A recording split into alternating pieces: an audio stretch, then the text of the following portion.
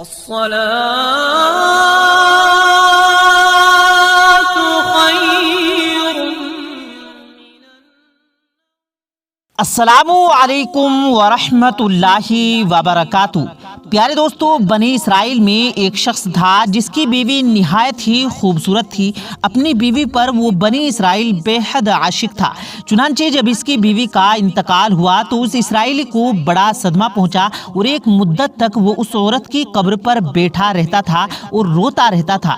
ایک دن حضرت عیسیٰ علیہ السلام کا ادھر سے گزر ہوا تو انہوں نے اس بنی اسرائیلی کو پریشان حال دیکھ کر اس کا سبب معلوم کیا۔ جب اسرائیلی نے اپنا واقعہ بیان کیا تو حضرت عیسیٰ علیہ السلام نے دریافت فرمایا، کیا تو یہ چاہتا ہے کہ میں تیرے لیے اس کو زندہ کر دوں؟ اس نے عرض کیا، جی ہاں حضور، میں تو یہی چاہتا ہوں۔ چنانچہ حضرت عیسیٰ علیہ السلام نے اس قبر کے مردے کو آواز دی تو قبر سے ایک حبشی غلام جس کے ناک کے نتھوں، آنکھوں اور جسم کے دوسرے حصے سے آگ کی فلفٹیں اٹھ رہی تھی۔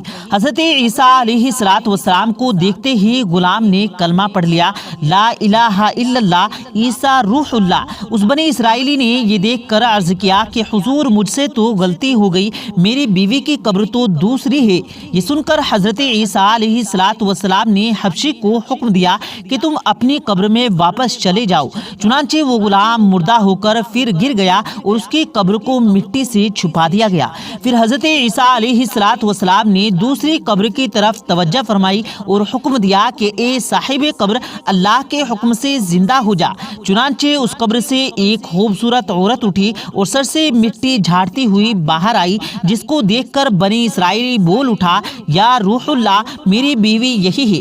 اور حضرت عیسیٰ علیہ السلام کے حکم سے وہ اسرائیلی اپنی بیوی کو ساتھ لے کر واپس ہونے لگا، مگر وہ آدمی بہت برکت سے جاگا ہوا تھا، اس لیے اس پر نیند کا غلبہ ہو گیا اور بیوی سے کہنے لگا کہ تیری قبر پر روتے روتے اور جاگنے کی وجہ نے مجھے ہلاک کر دیا ہے، اس لیے میں چاہتا ہوں کہ میں کچھ دیر آرام کروں۔ بیوی کہنے لگی کہ ہاں، آپ آرام فرما لیجئے۔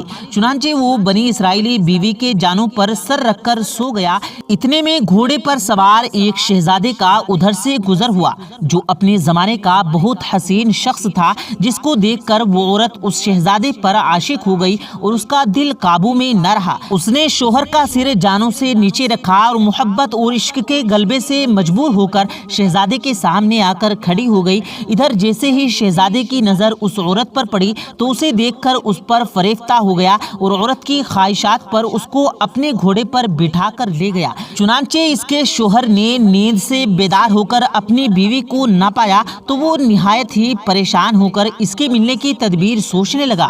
آخر اس کے قدموں کے نشانات پر چل کر اپنی بیوی کو تلاش کر لیا، جو شہزادے کے پاس پہنچ چکی تھی۔ اس کو دیکھ کر اسرائیلی نے شہزادے سے عرض کیا کہ یہ میری بیوی ہے، آپ اس کو چھوڑ دیجیے۔ ابھی شہزادہ کچھ کہنے بھی نہ پایا تھا کہ اس عورت نے کہا کہ یہ تیری بیوی نہیں بلکہ شہزادے کی کنیز ہوں۔ یہ سن کر شہزادہ اسرائیلی سے کہنے لگا کہ مجھ سے میری کنیز لینا چاہتا ہے۔ اس نے کہا، اللہ کی قسم، یہ میری بیوی ہے جس کو میرے سردار حضرت عیسیٰ علیہ السلام نے مرنے کے بعد زندہ کیا ہے۔ اب یہ سب گفتگو ہو ہی رہی تھی کہ حضرت عیسیٰ علیہ السلام بھی وہاں تشریف لے گئے، جن کو دیکھ کر اسرائیلی کہنے لگا، یا روح اللہ، کیا یہ میری بیوی نہیں ہے جس کو آپ نے میرے لیے زندہ کیا ہے؟ حضرت عیسیٰ علیہ السلام نے فرمایا کہ ہاں، یہ وہی ہے۔ یہ سن کر وہ عورت کہنے لگی، یا روح اللہ، یہ شخص جھوٹا ہے، میں تو اس شہزادے کی کنیز ہوں۔ حضرت عیسیٰ علیہ السلام نے فرمایا، کیا تو وہ عورت نہیں جس کو میں نے اللہ پاک کے حکم سے زندہ کیا ہے؟ عورت نے کہا، یا روح اللہ، اللہ کی قسم، میں وہ عورت نہیں ہوں۔ جس کے بعد حضرت عیسیٰ علیہ السلام نے فرمایا، جو جان خدا کے حکم سے میں نے تجھے دی ہے وہ واپس کر دے۔ یہ سنتے ہی وہ عورت پھر سے مردہ ہو کر زمین پر گر پڑی اور حضرت عیسیٰ علیہ السلام فرمانے لگے کہ جو شخص ایسے آدمی کو دیکھنا چاہے جو کافر یعنی انکار والا ہو کر مرا تھا اور زندہ ہو کر ایمان لایا، تو وہ اس حبشی غلام کو دیکھ لے جو پھر ایمان کی حالت میں مرا ہے، اور جو کوئی ایسے شخص کو دیکھنا چاہے جو مومن مرا تھا یا پھر اللہ نے اس کو زندہ کیا یا وہ کافر ہو کر حالت کفر میں مرا، تو اس کو دیکھ لے۔